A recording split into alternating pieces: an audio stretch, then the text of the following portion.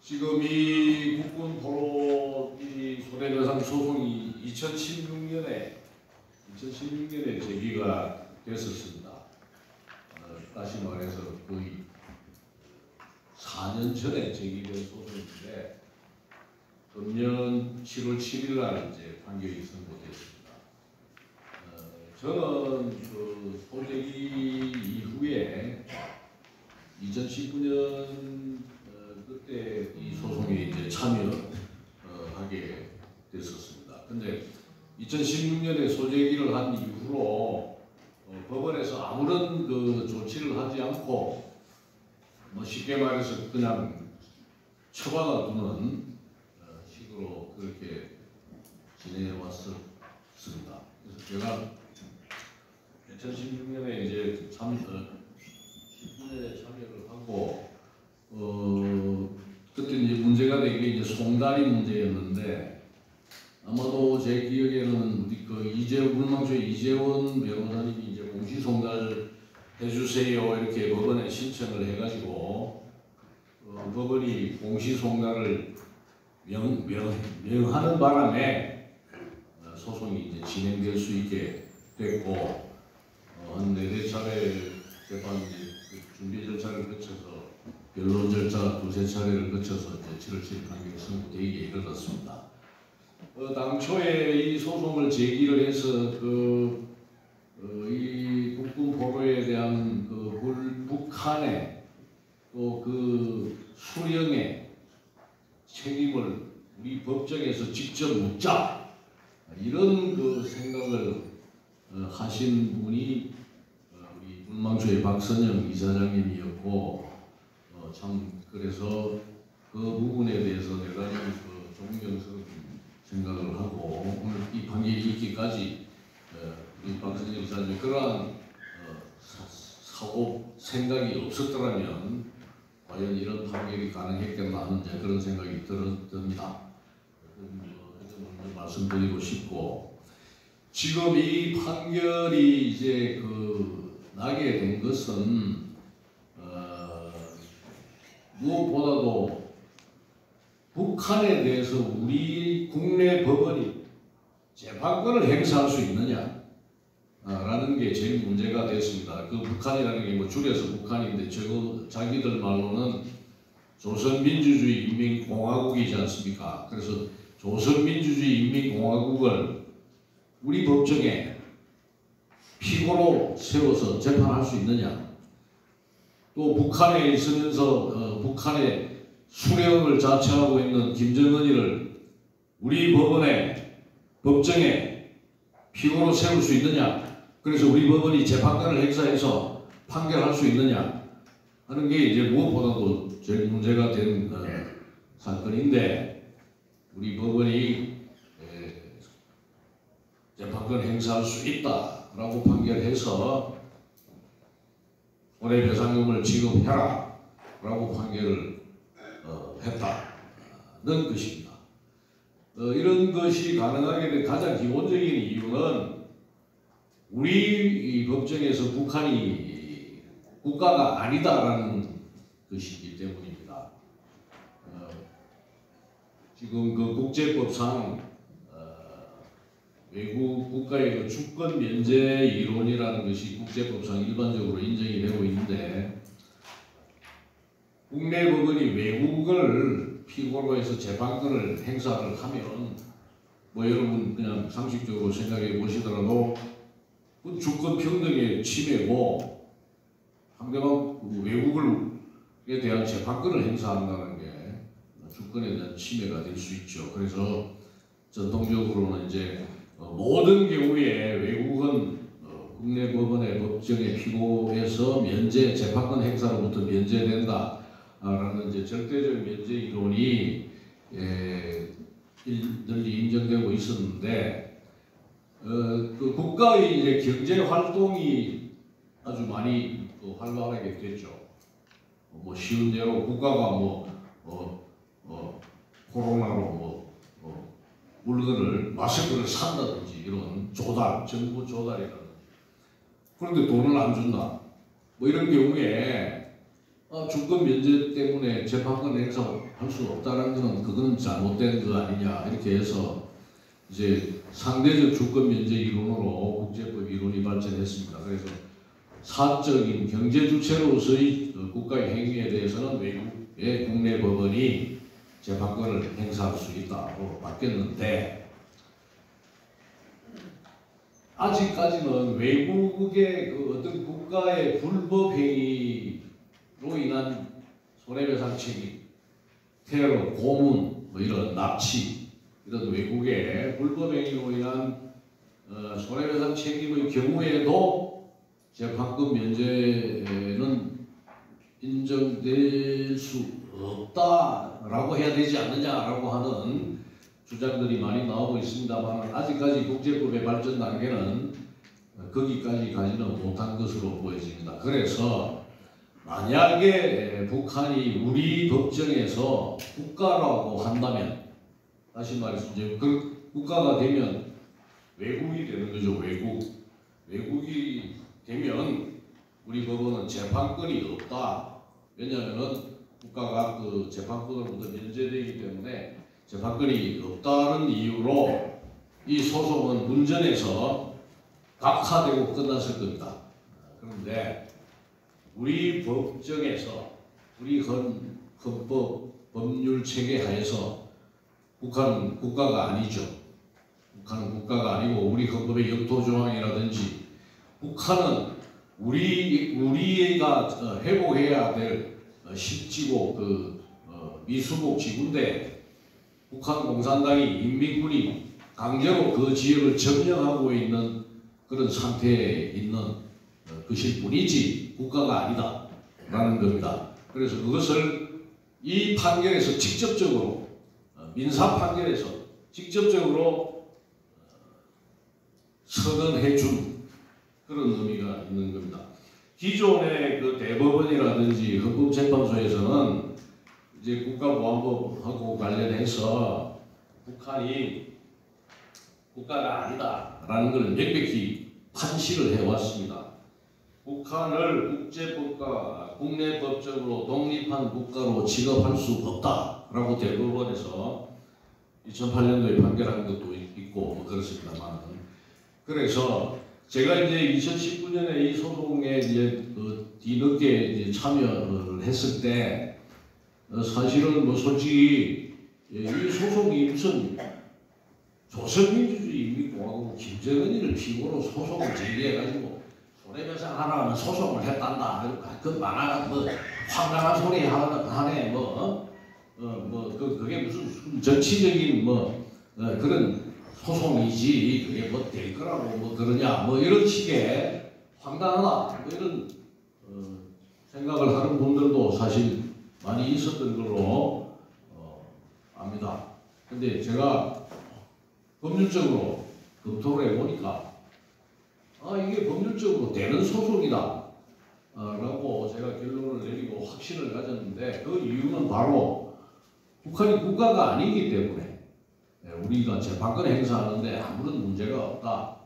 그렇다면 이 재판이 법률적으로 되는 재판이지 정치적인 황당한 재판이 결코 아니다 라고 저는 확신을 가지고 소송을 수행했고 7월 7일 날 이제 그런 판결을 저희들이 드디어 받아내는 그런 참 역사적인 이정표가 될 수 있는 그런 판결을 받아냈다 이렇게 생각합니다.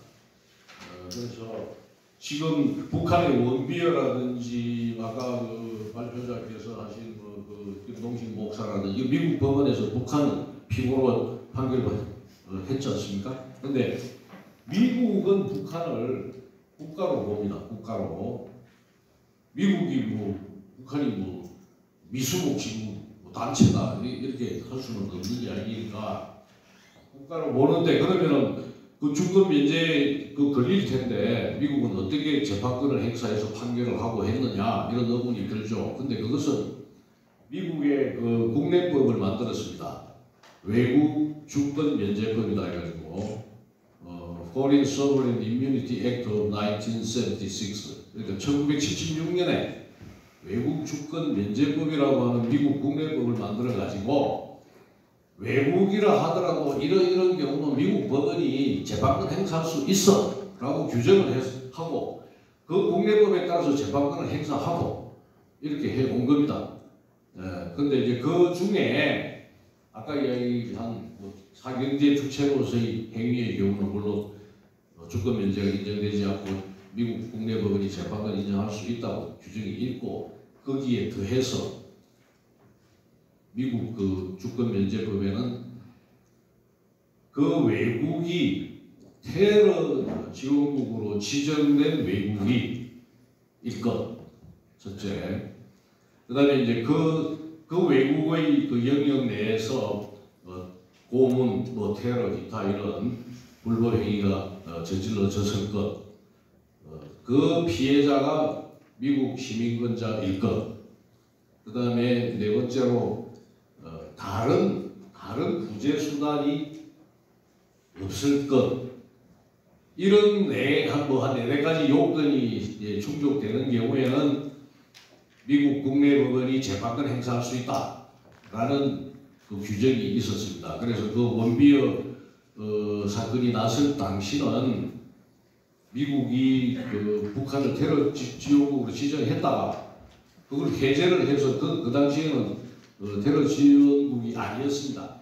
그래서 원비어 부모가 그 유태인인데 원비어 아버지는 또 그 금융가에서 활동하는 금융인이고 그래서 이분들이 상당히 이제 그 법률적인 아마 변호사 조언을 받았을 거로 저는 추측합니다만은 그 법의 요건에 맞게 하기 위해서 미 국무부에 한 1년 정도 이렇게 로비를 해서 북한을 테러 지원국으로 지정을 받았습니다. 그래서 그 법의 첫 번째 요건이 충족될 수 있게 지정을 받고 나머지는 북한의 영역 내에서 원비어 고문해가지고 때려 죽이고 했고 그 피해자 원비어가 미국 시민이고 북한을 상대로 달리 구제할 방법이 없고 해서 미국 법원에 소재기를 이제 한 겁니다.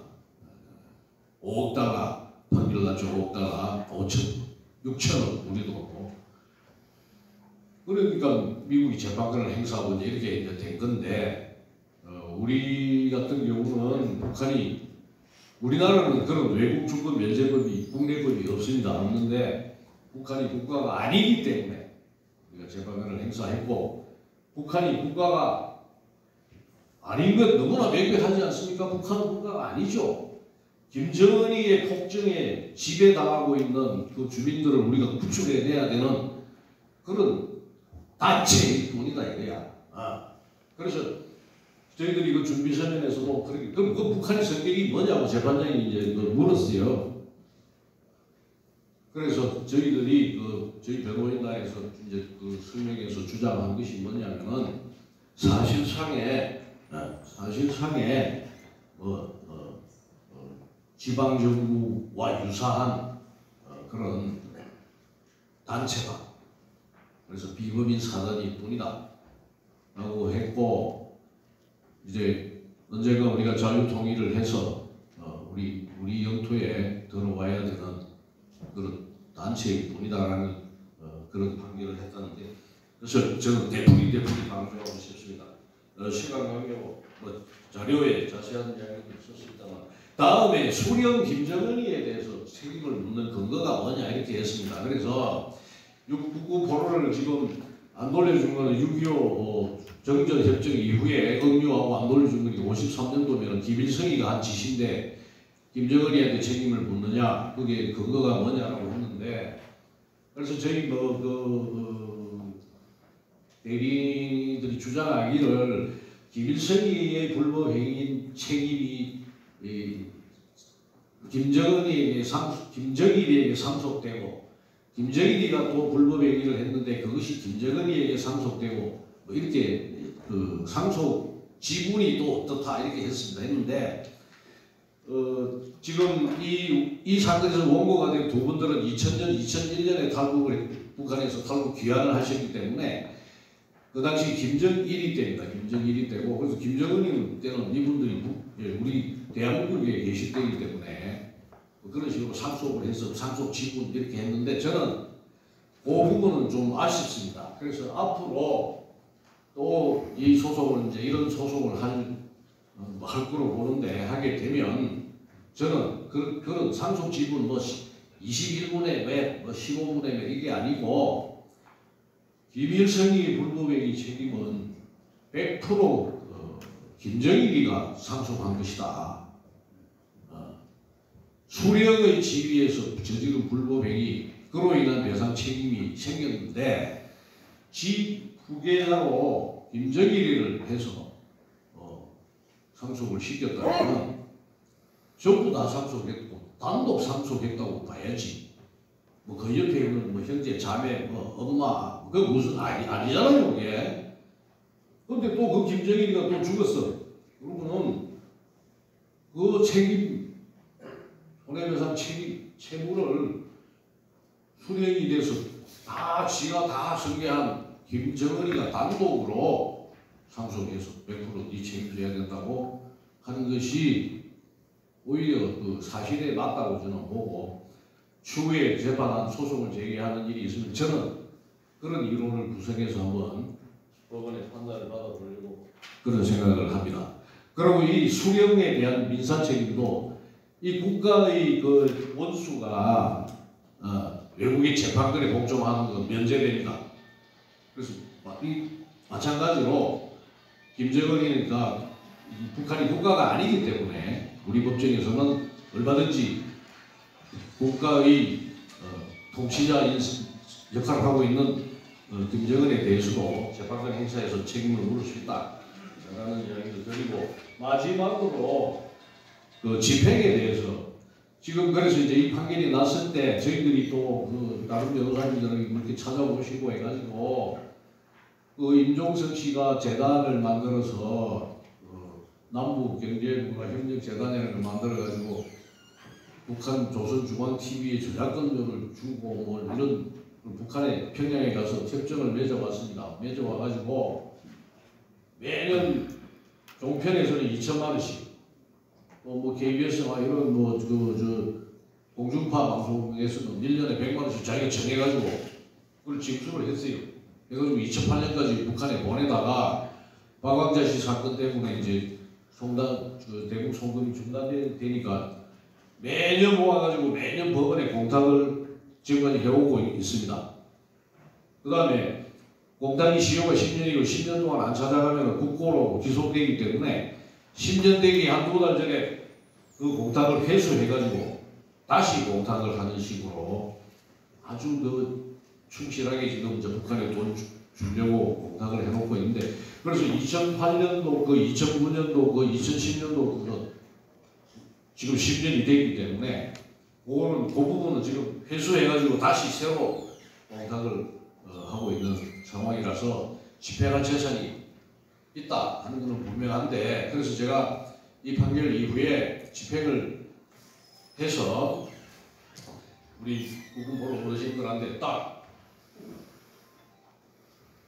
현금으로 여기 있습니다. 이게 김정일한테 갈 돈인데 우리가 찾아왔습니다라고 이제 드리려고 하는데 지금 그 절차를 밟고 있습니다. 밟고 있는데 뭐 이거는 뭐 법률적 기술적인 이야기인데 이게 특정하기가 조금 어려운 점이 있습니다. 공탁을 했는데 아마도 분명히 공탁하면서 이 공탁금 찾을 사람을 피공탁자를 조선민주주의 인민공화국이라고 써가지고 했을 것 같지는 않아요. 그럼 어떻게 했는지, 뭐 공탁 번호가 어떻게 되는지 국회에서 어떤 국회의원께서 통일부에 질의한 일이 있었습니다.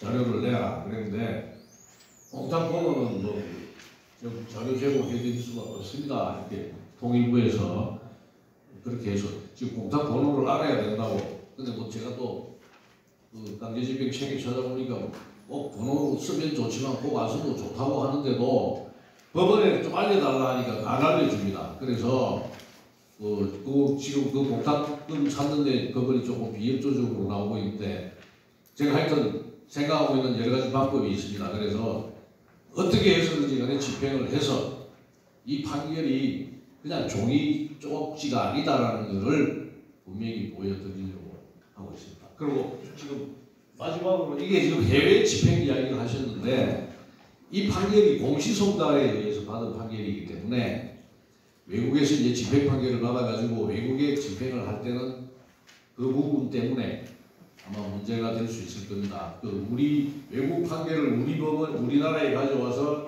집행하겠다 할 때 집행 판결을 받아야 하는데 우리 민사소송법에 보면 그 외국 판결이 공시송달에 의하지 아니하고 받은 판결일 것 이렇게 돼 있습니다. 우리 법에. 그래서 아마 외국의 법도 비슷한 게 많이 있을 것 같아서 송달 문제는 사실 앞으로 계속 고민해야 되는 문제입니다. 그런데 원비어 사건에서는 마찬가지 송달 문제가 있을 수 있는데 제가 듣기는 법원에서 뭐 DDH인가 그 미국의 그 무슨 배송회사로 해서 평양으로 보냈더니 그 평양 외무성에서 그걸 받았다는 거예요.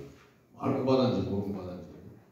그래서 이제 원비어 사건에서 그 송달이 됐다고 하는 이야기도 들립니다만 하여튼 그래서 앞으로 향후에 이제 이 판결 여러 할 거 많지 않습니까? 이제 하고 계속 그래서 이 판결이 김정은에게 교훈을 주는 거죠. 그럼 멋대로 저질른다 해서 끝나는 게 아니야. 법적인 책임에 따라 그리고 재산까지도 우리가 따라가서 집행을 해라는 걸 보여주는 그런 의미가 되고 우리 위대한 영도자 김정은이가 남한법정에서 피고가 돼가지고 돈 주라고 판결을 받았다네. 그걸 봐서 뭐 위대한 영도자라니 뭐 별거 아니네. 그래서 김정은의 붕괴를 우리가 촉진하는 그런 역할을 할 수 있지 않겠느냐 라고 생각하고 앞으로도 제가 열심히 하겠습니다. 감사합니다. 예, 수고 많으셨습니다. 국제법을 전공하신 국제법 전문가답게 그 탈북 국군 포로 손해배상 판결의 의미를 국제법적 관점에서 잘 말씀해 주셨습니다. 지금 시간이 계획된 것보다 많지 않는데 우리 엄태섭 변호사님 좀 짧게 핵심 위주로 해서 토론해 주시기 부탁드리겠습니다. 네, 방금 소개받은 법무법인 오케이스 구성원 변호사 엄태섭입니다. 반갑습니다. 저 그 주문해 주신 대로 짧게 말씀드리기 위해서 핵심만 이렇게 좀 준비를 해봤습니다.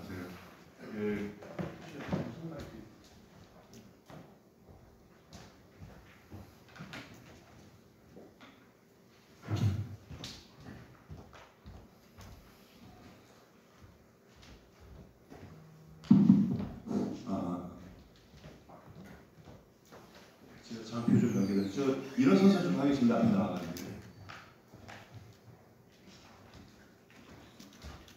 다음 페이지 부탁드릴게요. 저는 바로 본론으로 들어가서 저는 이번에 여러분들께서 받으신 판결문이 도대체 어떻게 어떤 판결이 나왔고 어떤 판결 주문이 나왔고 그리고 그 판결 이유가 어떤 법리로 인정이 됐는지 간략하게 핵심만 말씀을 드리도록 하겠습니다.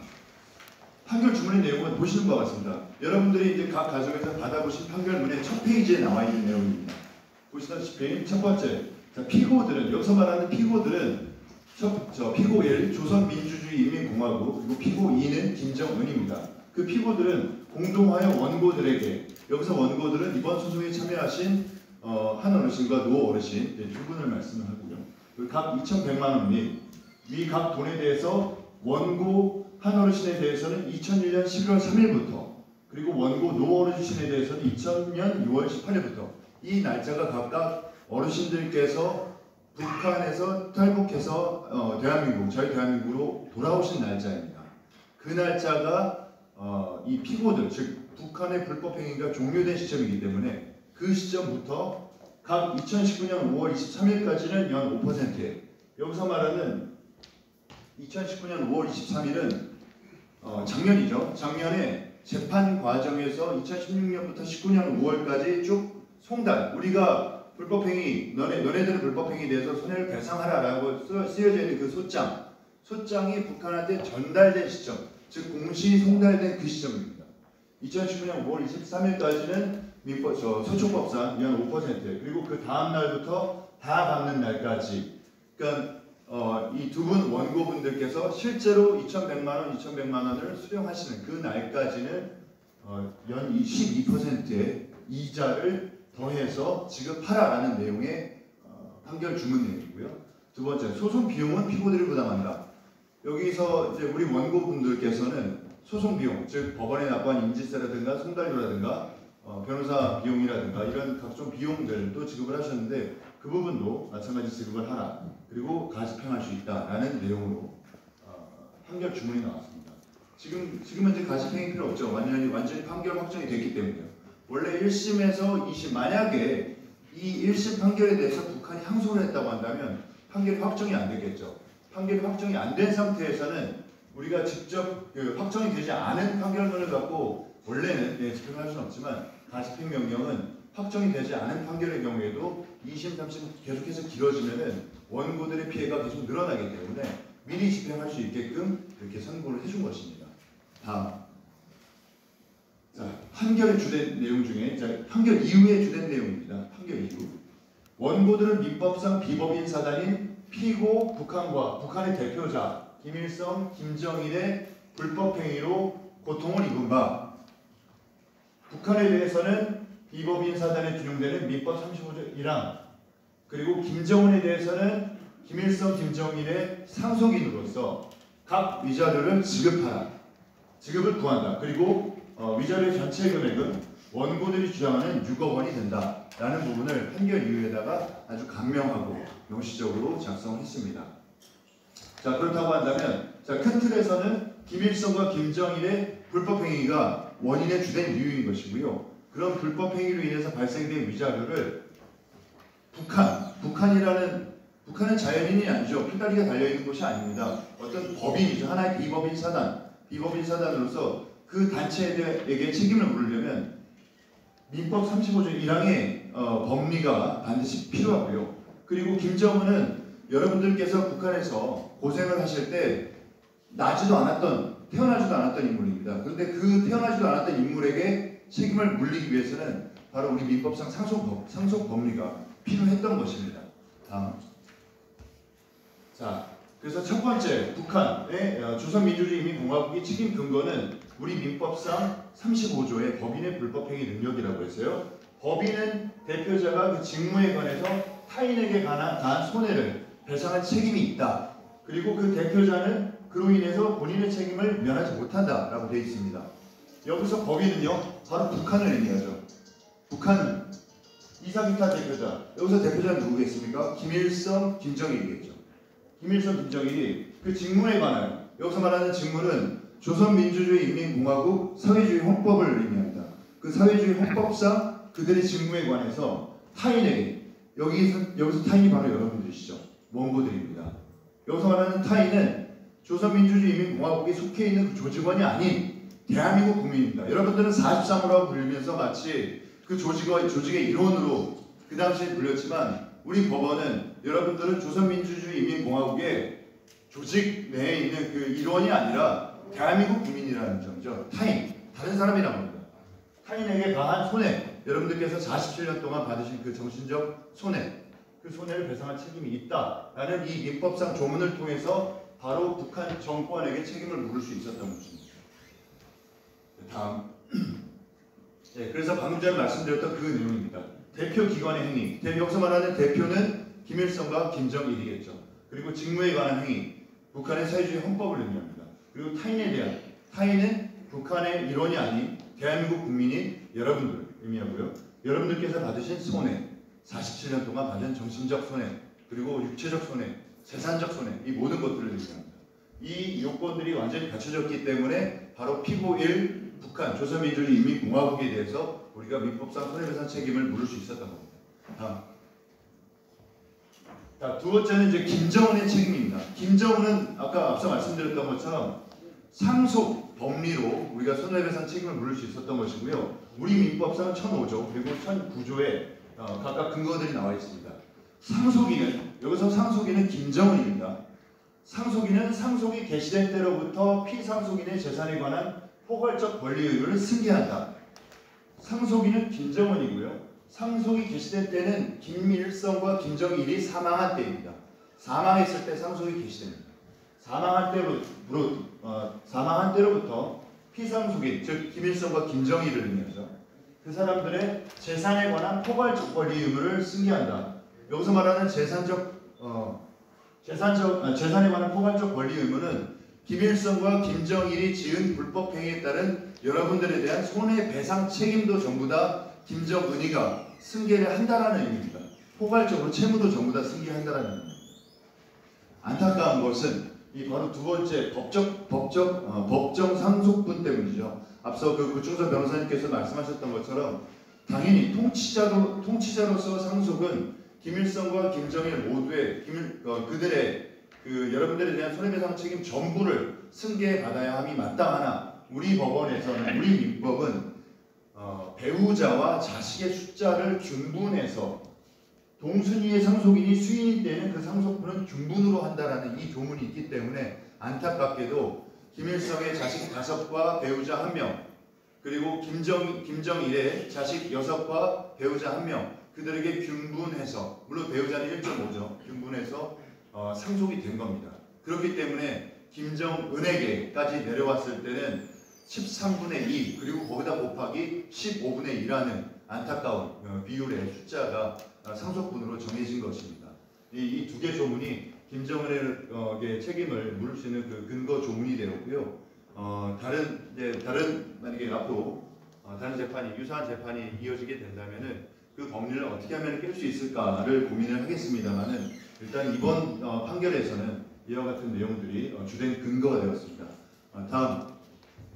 그래서 결과적으로는 김일성의 자식 5 그리고 배우자의 경우에는 자식들은 모두 1:1:1의 비율로 상속이 됩니다. 근데 배우자는 1.5의 비율입니다. 그렇기 때문에 자식 5, 1, 1, 1, 1, 1 5명 더하기 1.5 그래서 6.5분의 1 곱하기 2 하면은 13분의 2가 나오는 것이죠. 그리고 그 김정일이 상속받은 것을 김정은은 김정일의 자식 6 그리고 배우자 1 해서 총 7.5분의 1 요걸 곱하기 2 하면은 15분의 2가 되는 거죠. 그렇기 때문에 최종적으로 김정일이 상속받은 그 김일성과 김정일의 손해배상 채무에 대한 상속 지분이 바로 15분의 2가 된다는 말씀입니다. 다음. 자, 그리고 이제 불법행위 구체적인 내용들이 있는데요. 이거는 뭐 앞서 저 변호사님들께서 충분히 말씀을 주셨기 때문에 참고만 해주시면 될 것 같습니다. 다음. 네. 앞서 말씀드렸던 내용에 대한 구체적인 내용입니다. 여러분들께서 결국 김일성과 김정일의 47년간의 불법행위는 이와 같은 근거에 의해서 위반이다라는 말씀을 드리는 겁니다. 이 제네바 협약 같은 경우에는 정전 시에는 포로들을 모두 귀국으로 이제 송환을 시켜야 된다는 내용이고요. 다음. 그리고 국제노동기구 ILO에 따르면은 노예제를 금지하는 국제관습법이 있어서 여러분들께서 거기서 강제로 노역을 당하실 탄광에서 노역을 당하실 아무런 법적 근거가 없음에도 불구하고 김일성과 김정일은 그와 같이 국제법규를 위반해서 불법행위를 자행했다는 그런 의미입니다. 그리고 우리 헌법도 그렇고요. 우리 근로기준법에도 어떤 폭행이나 협박, 감금, 그 밖에 정신상 또는 신체상의 자유를 부당하게 구속할 수는 없도록 되어 있습니다. 다음. 그리고 위자료 금액 산정의 참고 사례도 마찬가지 김동식 육사 사건이라든가 오토 원비어 사건 그리고 그 신일 철쭉금을 상대로 진행했었던 그런 소송의 위자료 금액 등을 참고해서 최대한 높은 금액으로 제시를 했었고 그것이 바로 최종적으로 6억 원으로 인정이 된 것입니다. 다음. 여기까지 제가 순간국이 말씀을 드렸는데요. 짧게 그 근본 소송의 판결 이유에 대해서 그리고 또 피고들의 책임에 대해서 아주 짧게 또 이해하기 쉽게 잘 설명해 주셨습니다. 시간이 많이 지났는데 여러분들 질문 혹시 있으신 분 있으면 딱 한 분만 질문을 받도록 하겠습니다. 혹시 궁금하신 점 있으면 손 들어주시면 제가 질문할 수 있는 기회를 드리도록 하겠습니다. 저 뒤에 계신 분. 예, 말씀해 주십시오. 예, 마이크 좀. 마이크 드리고 있습니다.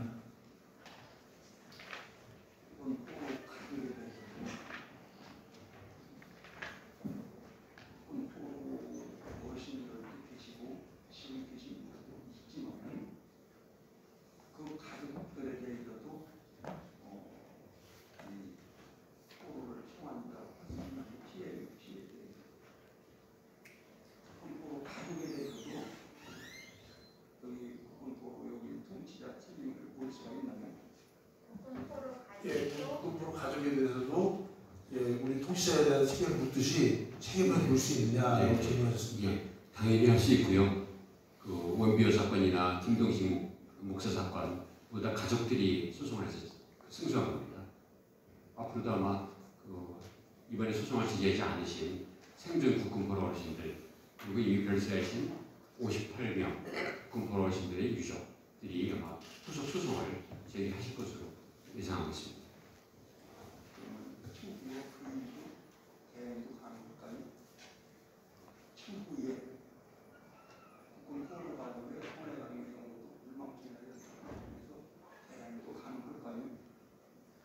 네, 아마 저희 물망초에서 아마 그것도 예, 계속할 겁니다. 의뢰를 보면 포로 가족이 의뢰를 보면 가능하겠습니까?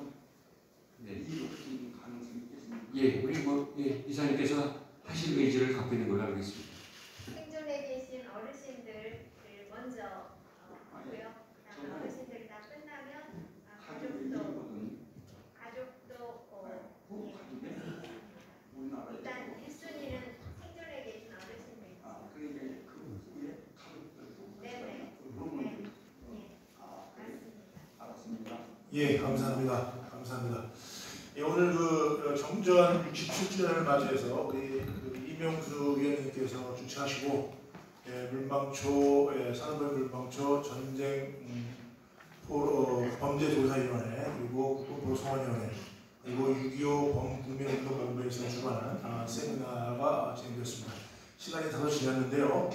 이번 세미나를 계기로 해서 현재 북한에 산하 곳으로 수용되고 있는 300에서 500여 분의 우리 국군포로 어르신들을 이제 시간이 많지 않습니다. 그래서 한 분이라도 하루도 빨리 우리 조국의 품으로 모시고 올 수 있도록 우리 물망초는 물론 우리 정부, 우리 모든 국민들이 함께 노력해야 될 것이라고 생각합니다. 또한 아울러서 우리 현재 살아계신 우리 자발적으로 자력으로 탈북해서 우리 자유대안의 품으로 돌아오신 우리 국군포로 어르신들께서 남은 여생을 정말 편안하게 국가의 영웅으로서의 대접을 받으면서 지내실 수 있도록 우리 부모 모두가 함께 노력해야 될 것이라고 생각을 합니다. 이상으로 또 질문 시간이 좀 짧게 좀 해주시겠습니까? 예. 다름이 아니고 한정 승인 문제는 없을까요? 그 부분을 혹시 한정 승인 부분에 대해서는 또 북한 당국에서 자기 책임을 면하기 위해서 어떤 북한의 밀법 체계하고 매우 다르지만 한정 승인 부분에 좀 여지가 없는지 제가 간단히 말씀드리면 그러니까 한정승인이라는 게 뭐냐면 우선 내가 상속받는 재산 그 범위 내에서만 그러니까 재산뿐만이 아니고 부채도 상속을 받는 거거든요. 내가 이제 상속받는 재산 범위 내에서만 부채도 상속받는 그 책임지는 걸로 하겠다 하고 법원에 신고하는 게 한정승인이단 말입니다. 그러니까 아버지 돌아가셨는데 재산이 뭐 별로 없는데 부채는 많아. 그러면 재산 범위 내에서 다 가져가라. 그러고 나는 거기까지만 채무에 대해서 책임지겠다. 그런 이야기인데 김정은이가 뭐 그런 이야기 할 가능성이 있다고 보십니까? 반대점이 있기 때문에 북한이 법 체계가 다르지 않습니까? 북한이 그러니까 그런 부분에서 약간의 검토 여지는 있는 거 아니냐 그 얘기입니다. 이러면 끝나. 잘 알겠는데. 덧붙여 말씀드리면 그 부분은 이제 피고의 항변 사유이기 때문에 지금 이 사건에서는 전혀 검토되지 않았고요. 만약에 피고의 항변 사유로 그 부분을 상대방이 주장하게 되면 그때 저희가 반대 논의를 하도록 하겠습니다. 예, 여러분들 감사합니다. 장시간 집중해서 들어주시고 더 궁금하신 분들이 있어 혹시 물망초로 연락을 주시면 더 성실하게 답변을 해드리겠습니다. 자, 이것으로 6.25 70주년 그리고 정전 67주년 기념 국회 특별 세미나를 마치도록 하겠습니다. 감사합니다.